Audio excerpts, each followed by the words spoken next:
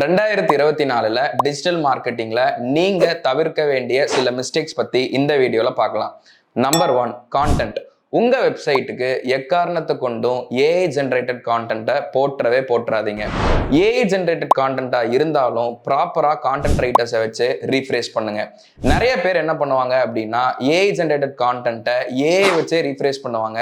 இந்த மிஸ்டேக்ஸ் மட்டும் நீங்க பண்ணிடவே கூடாது. Number 2, marketing messages.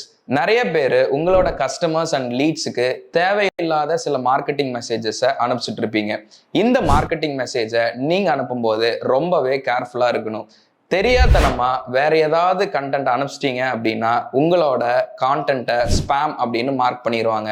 இப்படி மார்க் பண்ணாங்க அப்படின்னா உங்களோட குவாலிட்டி ஸ்கோர் ரெடியூஸ் ஆகிறதுக்கு நிறைய வாய்ப்புகள் இருக்கு. இந்த மிஸ்டேக்கையும் நீங்க பண்ணிடவே கூடாது. Number 3, posters. உங்களோட சோஷியல் மீடியா ஹேண்டில்ஸ்ல போஸ்டர்ஸ் கிரியேட் பண்ணி அதை நீங்க போடுறீங்க அப்படின்னா 2024ல அதை ஸ்டாப் பண்ணிருங்க. 2024ல ஃபெமிலியர் ஆக போற ஒரு விஷயம் என்ன அப்படின்னு பார்த்தீங்கன்னா வீடியோ கான்டென்ட். ஸோ வீடியோ கான்டென்ட்டுக்கு அதிக இம்பார்ட்டன்ஸ் கொடுத்து உங்களோட பிஸ்னஸ்க்கு ரிலேட்டடான வீடியோஸ் எடுத்து அதை ரீல்ஸாவோ இல்லை யூடியூப்ல வீடியோஸாவோ ஷார்ட்ஸாவோ போட்டு உங்களோட என்கேஜ்மெண்ட்டை இன்க்ரீஸ் பண்ணுங்க. இந்த 3 மிஸ்டேக்ஸை நீங்க 2024ல பண்ணவே பண்ணாதீங்க டிஜிட்டல் மார்க்கெட்டிங்ல. இந்த மாதிரியான இன்ட்ரெஸ்டிங் வீடியோஸ்க்கு பிராண்ட் மங்க் அகாடமியை ஃபாலோ பண்ணுங்க. தேங்க்யூ.